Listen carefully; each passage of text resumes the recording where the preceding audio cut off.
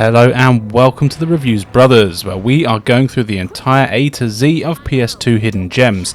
Games that aren't always the best ones out there, but ones you might want to take a look at when you've got a few minutes spare. We're on the letter V, which, as you can imagine, didn't have a huge amount to choose from, but there are enough, and I hope there's a little something for everyone. So, how about I shut up, you press that subscribe button, and we take a look at some games. 3D platform game action here with Vexx. You are of course Vexx, a little imp looking elf bloke, and your tribe made a device that lets you move between various worlds. Typically some evil gits called the Shadow Wraiths turn up and start using it for bad. The machine is shut down and its power source, which are Wraith Hearts, are scattered throughout the various worlds, and it's your job to go to these worlds, collect the Wraith Hearts and get rid of the bad guys so the portal can be used for good once again. Being a 3D platformer, you'll be doing the usual array of running, jumping, climbing and swimming, and it's all done pretty well here. You've got 9 quite large levels, each of which contain 9 Wraith Hearts. These can be collected in any order, which is a nice thing in games like this. You're given little clues on how you might need to get them, which give just enough of an idea. Before starting a level, you can actually choose which one you want to focus on, and then there'll be little signs and arrows around the level to help you get to that specific one. But it doesn't mean that if you do spot another one along the way that you have to ignore it. And I have to say, the variety of missions here is pretty great. You've got some that are just hidden for you to find on the levels, others that require precise platforming, some are guarded by bosses, some involve little mini games, and so on. It's pretty cool, and each level offers something new, as well as a couple of similar ones.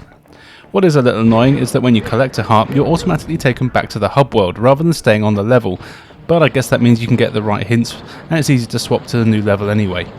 And speaking of levels, I really like what I've seen.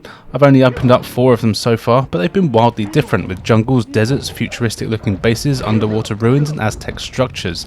There's a lot of variety and a lot going on to keep you busy. There's also plenty of enemies in the game, most of which are present on all of the levels it seems, but a few unique ones in each stage, including some large bosses. The combat here is actually really fun, with some cool combos. Vexx has Wolverine-like claws which you can use to stab enemies in the face, and I never found the combat to be a problem. You can also use your claws to cling to certain surfaces, which is pretty cool, letting you climb a variety of things, and the game has some pretty vertical level design. This also includes a fair bit of swimming, and actually this game does that pretty well, which isn't all that common in 3D platform games. To swim, you just hold a button and point where you want to go. I kinda like it. Graphically, the game is good, pretty typical of a 3D platform game of the era, but certainly not bad by any means. I do really like the level designs, and even though Vexx looks a little dumb, a lot of the bosses are pretty cool. The main downsides here are that the game doesn't really do anything groundbreaking, but honestly I don't mind that. It's still a solid adventure with a nice variety, and one that I'd recommend to all of you 3D platform game fans out there.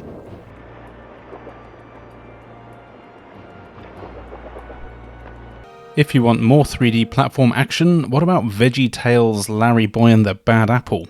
Now, I had no idea what Veggie Tales was, and for once I actually looked it up.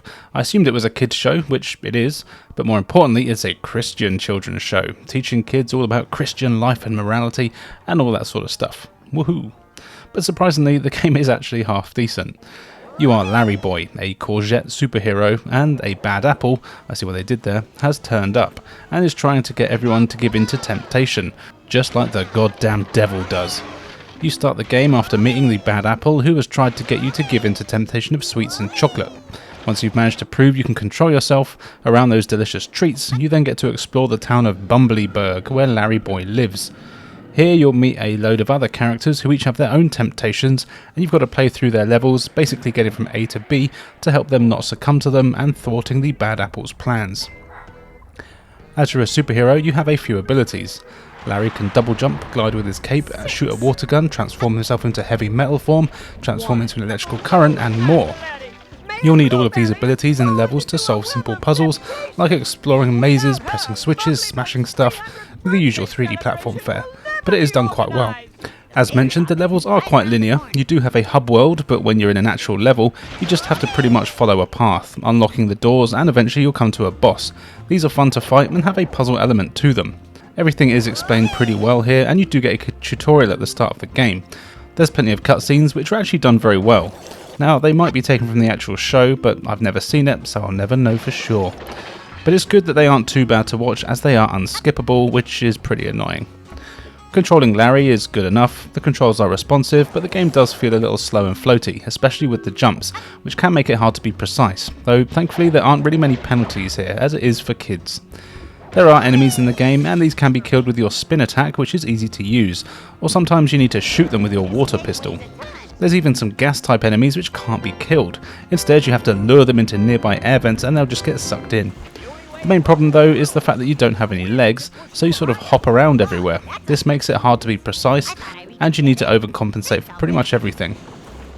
Graphics wise, it's surprisingly good considering the source material, the cartoony style is decent, and there's a surprising amount of detail in the animations here. Overall, this is a pretty simple, easy platform game that I got way more enjoyment out of than I expected to. Now, I'm not suggesting you rush out and buy it, but if you do like 3D platform games and understand it's made for kids and is a Christian game, then it's really not that bad, and if you do have kids, they'll probably love it. Fighting game time now with Vampire Darkstalkers Collection from Capcom.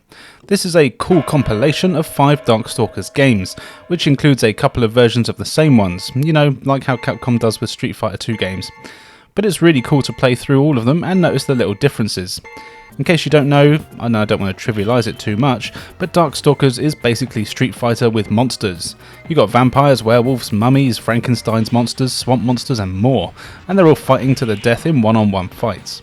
But as this is more Street Fighter, even though there's loads of blood-sucking bastards here, there's no real gore and certainly no finishing moves. But that's alright, because Street Fighter beats Mortal Kombat any day of the week if you ask me. Being a Capcom fighting game, you really know what to expect already.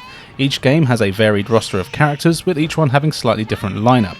Some add new characters, and some take them away, which is always something that annoyed me in fighting games. Why would you take away characters? Ah well. They each have their usual tropes of being slow and strong, fast and weak, and everywhere in between. But the roster really is great, and much like Street Fighter, which I promised to stop mentioning, you'll soon find your favourite. Fights are all one-on-one in this game, and it's really easy to pick up and play. You can put together some really cool combos pretty easily, and each character has their own special moves you can pull off using the usual quarter circle motions, or by holding a direction for a few seconds, or making half circle motions. Thankfully, the game includes a move list in the pause menu that is all in Japanese, but still pretty easy to decipher. You don't get a ton of game modes, it's mainly just arcade mode and versus. The arcade mode puts up a hell of a fight though. Even on the lower difficulties, the AI is good at countering and blocking, and you need to get a bit of practice in if you want to win consistently. There are super moves here which you can do after building up a bar, but these are actually quite disappointing, and there aren't really any screen clearing flashing lights or anything. It's mostly just regular special attacks but with a bit more flair. I think I'm too used to the Marvel games in this art style. But as always, the games are best played with a friend. Graphics wise, it looks great. I think this was the first Capcom game to use this art style, before the likes of the Marvel crossovers, and there's just so much personality to it all. The animation is super smooth, and it's a great use of colour, and all the characters are so unique in both looks and the way they play. And of course, the gameplay is excellent. It's a Capcom fighter, so it's just what you'd expect. Darkstalkers games are really great, and this is an excellent compilation. However, I will say there's not a whole lot of point importing this, as you can get hold of pretty much any of these games on most of the modern platforms anyway. But still, they are fantastic games, and although they are certainly more well known now, with the likes of Morrigan and a few others appearing in a lot of other Capcom crossover games, the series still doesn't get talked about all that much. So, play it if you can.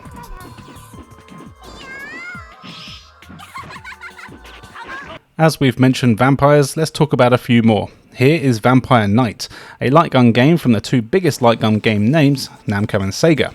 The story here is that you're a pair of vampire hunters, and you're out hunting vampires. What more do you need to know? And it's a light gun game, so there's not really a whole lot to say about it, other than it is good fun. If you're a scumbag like me, you'll be playing with a controller, and every level sees you playing through an on-rails environment where vampires of all shapes and sizes will appear and try to take you down, so you blow them to bits before they give you a sexy neck kiss. You'll make your way through various towns and castles as you hunt down the big bad vampire, because as we all know, if you kill the main vampire, all the other vampires will bugger off, which is handy. But I do really like the variety in enemies. There's vampires that run at you with swords, some that spit goo, tiny ones that jump around all over the place, ones that vanish, and more, with new ones being introduced all the time. And then of course there's the bosses. These are all fast moving and have patterns that you need to learn, and can be tricky the first few times you fight them. Something that is very annoying early on is that you rescue a girl, as she insists on following you around all over the place and is constantly getting in trouble and making you need to rescue her. She is a pain in the ass, and sadly shooting her only causes you to lose a life, but don't ask how I know that. Something I do like though is that the newly infected vampire people have a parasite thing on them, which is odd as I thought Capcom had copyrighted the parasite thing. Anyway, to save them you need to be accurate and shoot the eyeball parasite. If you manage it, they'll turn back into humans, but if you miss, they'll turn into a pretty tough monster for you to blast to hell. Rescuing everyone in a level will get you extra health in the next stage. Now, something that really is apparent is this is basically House of the Dead but with vampires, but I don't mean that in a bad way. The characters, enemies, attacks, music, and even the voices are all pretty much identical to House of the Dead 2, but with a few tweaks to make them more vampire-like. But the game seems to use the same voice actors, and at times I really thought some of the same script, and even the same voice samples of the people that need to be rescued. There's also loads of sound effects that are in both games, and even the music is incredibly similar, so I'm guessing this game probably didn't take too long for them to make. I wouldn't be surprised if they even reused some of the levels and just gave them a new coat of paint and a few new polygons here and there. But still, this is a really solid light gun game, and I did actually own it for real back in the day. I used to play the hell out of it with my friend Julian. We loved it. And that's because it is a lot of fun. I recommend watching the cutscenes for the absolutely awful voice acting, that is hilarious, but I also recommend playing the game because it's good. And if you're a light gun fan like me, it's a no-brainer, which would have been a great pun if this was about zombies, not vampires.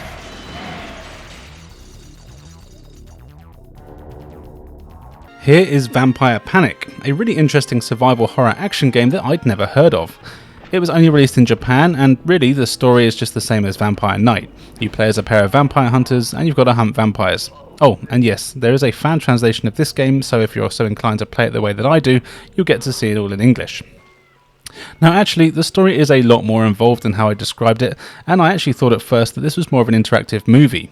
You start the game in a town and you have to explore to talk to everyone you can to get clues and information about what the hell's going on. This goes on for quite a while when you first play, but I actually found it quite interesting and intriguing. You'll soon learn that some people around town are more useful and friendly, whereas others are just dickheads, kind of like in real life I suppose. Thankfully, you've got a really good map in the game as well. Pressing select brings it up, and that's a very handy way to find out where you've been and where you might need to go next. After half an hour or so, vampires attack the village, and it turns out they've been doing it for years, so you vow to help out and put a stop to all the shenanigans. Then you head out into the forest, where you meet a clergyman. He's very handy as he can cure just about anyone that's been freshly bitten, stopping them from turning into the monsters that are troubling the town. You find out from him where the big bad vampire is, and then head out to get to his castle and kill him. This is where you start playing the survival horror side, though really it's more just action.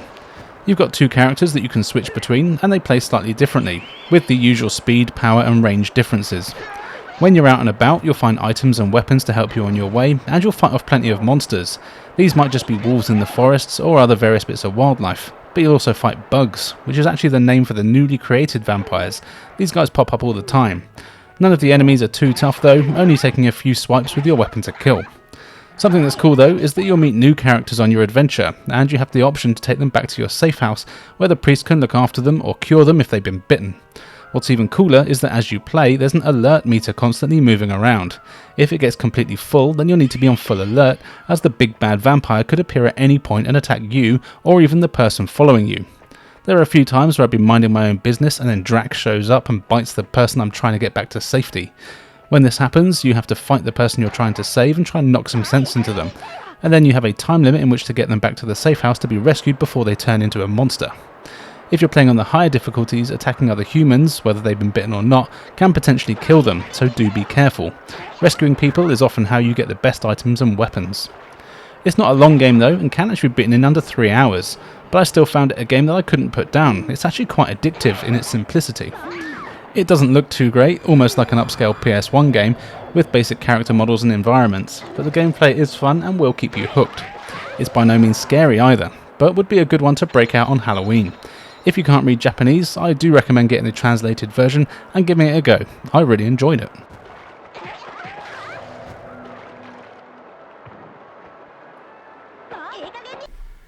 Here is Van Helsing. This is an action-adventure game where you are Mr. Helsing, a monster hunter who is tracking down all sorts of nasties, in particular that bloody Dracula, who just can't seem to keep himself out of trouble. Along the way, you'll meet a ton of other recognisable monsters like Dr. Jekyll and Mr. Hyde, a werewolf, a hunchback, and not to mention the swarms of skeletons, demons, evil bats and birds, and other vampires. Basically, everyone and everything you see wants to kill you. Thankfully, you're Hugh Jackman, so you're pretty good at kicking ass and taking names. The levels see you exploring some quite large locations, all with a fixed camera. Here you'll be heading through towns, sewers, graveyards, mountaintops and more on your way to Dracula's castle, and you'll meet a few friendly people on the way and even some ghosts that will need rescuing. Now, the game is pretty much 100% action focused, with enemies spawning in all the time for you to deal with, so it's handy then that the combat here is actually quite good. You have some cool wrist blade things that are your main weapon, and these do some decent damage, and there's loads of combos you can do for some massive damage. As well as these, you'll also find a load of projectile weapons along the way, from pistols and shotguns to crossbows. These are often more powerful and of course can attack from a range, but you do have limited ammo. Though, having said that, they're pretty generous with it, and I never found that I ran out at any point, so the game is pretty decent fun with it. You can swap between the weapons you have at any point, with some being better against certain enemies than others. Often you'll need to kill all the enemies before a magic barrier will vanish and you can crack on with getting to the castle. What's cool is that you also have a grappling hook that comes in very handy, as you can use it to grab onto predetermined bits of scenery to get around. But more importantly, you can use it while you're in combat, which is really good fun. You can basically use it against any enemy. You'll shoot it at them, and then you can either pull yourself towards them or pull them towards you. This is really handy for getting out of a tight spot, and it also opens up some really cool combos for you to do. And it's also really handy against any flying bastards. And speaking of combos, when you kill enemies, they'll drop green orb things. These are basically currency, and you can also find them by smashing just about anything on the scenery. Collecting these lets you upgrade your abilities in between levels. You can increase your health, special moves, weapon power, and even buy new combos. You can also use them to buy things between levels, like health packs that you can use in the menus during any... Like health packs you can use at any point from the... health packs that you can use at any point in the inventory menu. This is a nice touch. You'll also find loads of hidden rooms. These often have items that increase your health bar or give you more strength for a bit, which is nice. Most of the time you need a certain weapon to destroy a wall or something like that, so you have to do multiple playthroughs to see everything, as you won't always have the weapons you need. As well as this, you can find literal Easter eggs. You place these on certain spots in the map to unlock cheats and bonuses like new costumes and extra powers, and some will take you to bonus levels. Graphically, I actually kind of like how it looks, and it looks crisp and clean with loads of detail, and the animations are great. The likeness of Hugh Jackman is excellent, and he even voices his character for the game, which is always a good thing. Overall, I actually quite like this game. It's pretty much your bang average movie tie-in game, but it's completely inoffensive and actually has some cool moments in it. It's quite hard at times with the amount of enemies coming at you, and a lot of people will probably compare it to a poor man's Devil May Cry. But the fact that you can buy it for so cheap makes it one that's worth checking out. I had a lot of fun with it.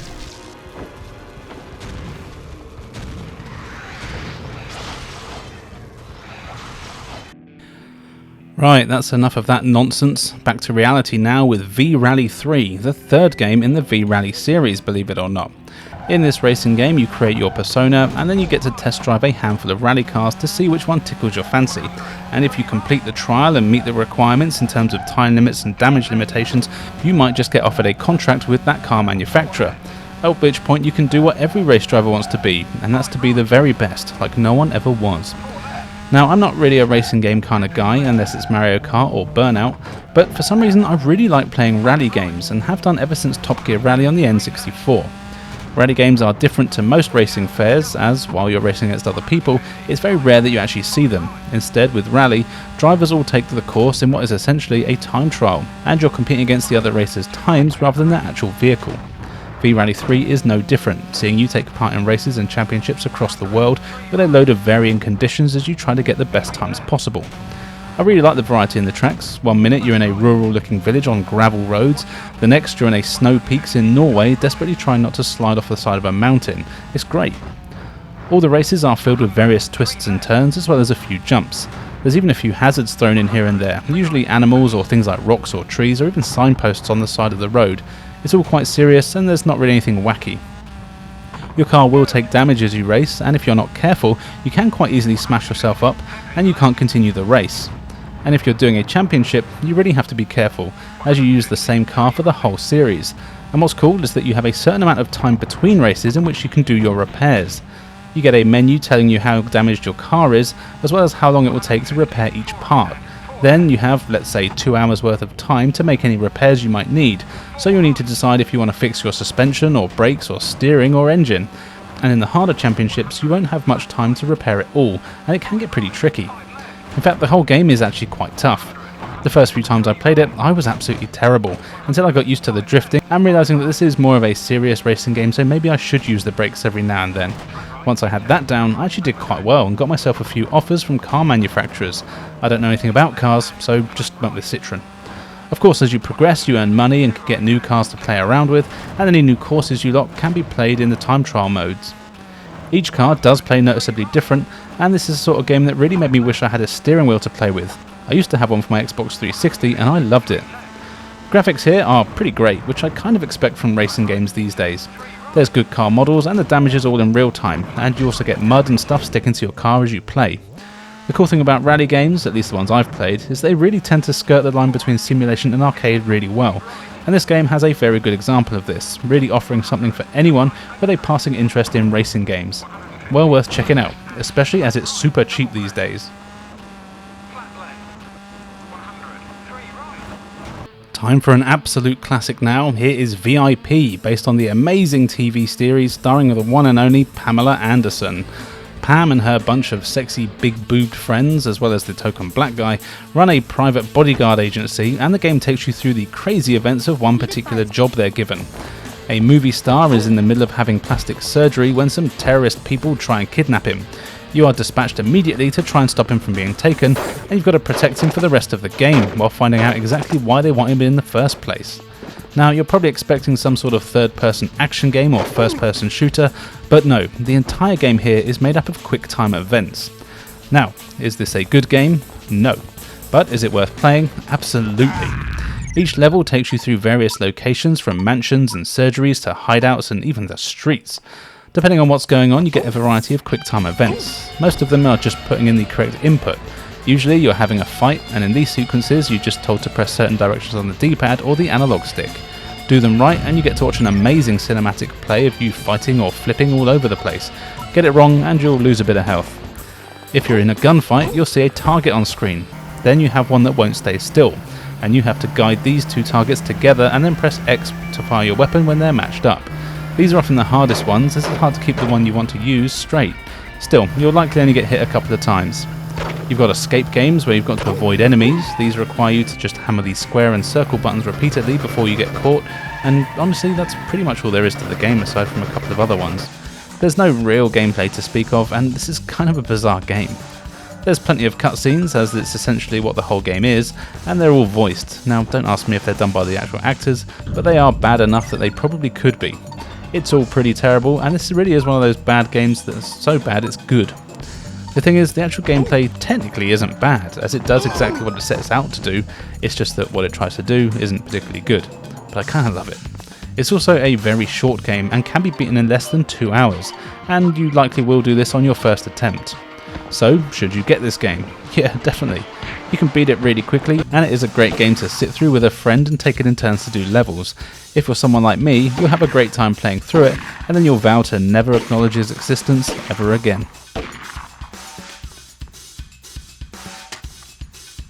Okay, onto a game that genuinely is very good. Here is Viewtiful Joe, another Capcom one. They really show up a lot in this series. You play as Joe, and one day you and your girlfriend are watching a movie starring your favourite superhero, Captain Blue, when suddenly a hand comes out of the screen and takes your girlfriend away. Joe, showing no fear, jumps into the screen to rescue her and is rewarded with powers of his own, being transformed into the new superhero, Viewtiful Joe, complete with loads of really cool powers. The actual game is a side-scrolling beat-em-up where you'll fight hundreds of evil robot henchmen on your mission to track down their bosses, who are often huge monsters with bad attitudes. It's a side-scroller, and there's no 3D element to movement. You can only go left and right, and you can of course jump and duck. Each level is divided into pretty small sections that are either combat-based or puzzle-based, or maybe a bit of both, and I'll try to explain them quickly and succinctly, but I've got a feeling I won't do this game justice. The combat stages see you fighting waves of enemies, and your simple goal is to defeat them all, though it's rarely an easy task. You end up fighting quite a few enemies at once, and the variety of them can vary wildly, which I'll touch on more shortly. The puzzle stages usually require you to press a switch or navigate a maze, or sometimes light things on fire, drain water, and a whole host of other things. Once you've done it, you'll get the key that opens the door at the end of the stage. All of these little sections in the level are very short, often only taking a few seconds if you know what you're doing. But the big thing here are the abilities that you get, which you'll need to use to complete these things. Throughout the course of the game, you learn to slow down time, speed it up, zoom the camera in, and as the game is all movie themed, it's all based around that. These are all vital to surviving and completing puzzles. For example, slowing down time lets you dodge enemy attacks, which then makes them dizzy, and also your attacks are way more powerful in the slowed down time, and if an enemy has a gun, you can't normally see their bullets when they shoot you. But if you slow down time, of course you can, and this lets you even dodge it, or sometimes even punch their bullets back at them. But that's not all. Slowing down time affects the world around you. Say there's a helicopter around, slowing down time will cause its blades to slow, so it falls out of the sky. You can use it on water if it's flowing to stop the flow of water, and you can walk on it, and things like that. There's loads of other clever ways you can use it within the game as well. Speeding up time makes your combos weaker, but they're super fast. So fast in fact that you catch fire and can do fire damage. This can be used to burn enemies and also outside of combat light fires or burn through wooden objects and that sort of thing. It really is clever in how it's all done, and there's times where you'll be really stumped with what you need to do. As you play, you also earn coins depending on how well you complete each trial. These can be used between levels to refill your health or purchase new lives, as well as new special moves, combos, strength and so on, and you'll find yourself saving up for certain moves and combos quite quickly. And that's where most of the fun is here. The fighting is just so well done. It's super smooth. When you get used to it, you can do some really amazing things. You've got a punch and kick button and can do some sweet combos that never end by hamming the two of them, but combining this with juggle attacks, your fast and slow motion specials, and so on really opens up a ton of opportunities, and you'll want to use them so you can earn more coins to unlock the better attacks. Graphics wise, yep, the game is incredible. It's cel shaded and just looks brilliant with some amazing character and level designs full of personality. I do always think of this as a GameCube game really, even though clearly it's not. I remember buying this one and the sequel on their release days for my GameCube and loving them both. I never played the fighting game spin-off though. And the snob in me always wants to tell people to play it on the GameCube rather than the PS2, but either way, it's an awesome game that everyone should play, but not many people did. Let's change that, eh?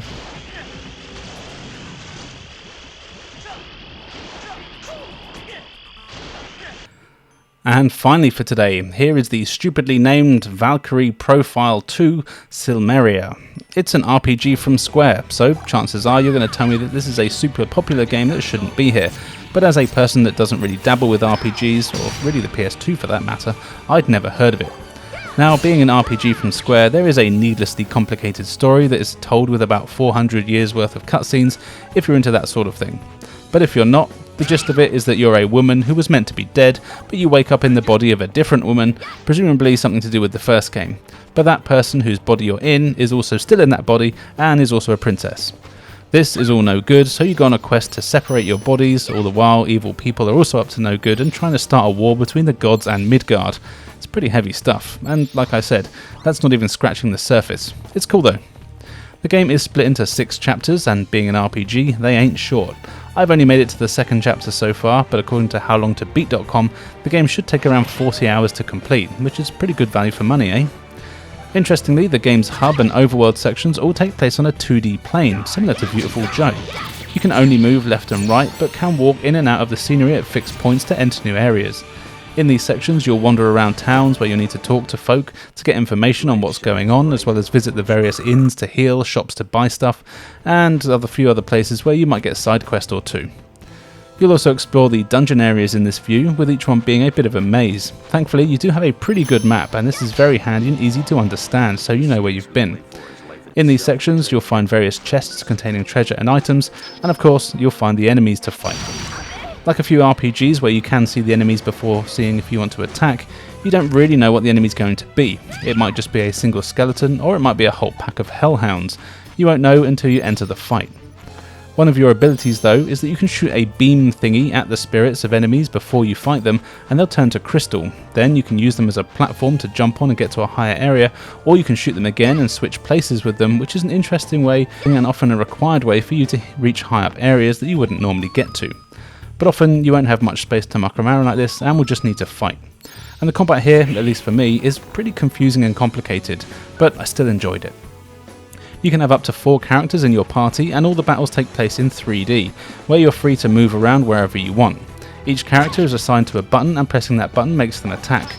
You'll want to pick a good squad with a mix of melee, ranged, magic, healing and so on, so you've got all the bases covered. Then you run up to the various enemies and spam those buttons repeatedly until they either die or your turn is over, and it is sort of turn-based. You've got an attack power, and you can do as many attacks as possible before this runs out. If the enemy is still alive, it gets to attack you, then you repeat. What's cool though is that if you stand still, you can actually see the enemy's attack windows, and as you move around in a free 3D arena, you can try and do your best to avoid these and get the attacks in first. Enemies also don't move when you're not moving, which is nice of them. Now, for me, there was a lot more to the combat than this, and I didn't really understand a lot of what it was telling me to do, to be honest, but I'm sure if you smart people that know RPGs have probably seen this sort of thing before. Either way, I really did still enjoy playing it, and you do the usual thing of meeting new party members and leveling up as you progress. Sadly, being an RPG, I don't have the time to show you much variety. Graphically though, this game is bloody gorgeous. I really like the style here, and all the character models are fantastic, and the environments in particular look spectacular. Well, maybe not the boring caves you're looking at here, but the towns and the ones later in the game that I took a sneak peek at all looked really good. If you're into RPGs and games that you can sink a lot of time into, then this just might be for you. It's also not too expensive to buy if you want the physical copy, at least not here in the UK.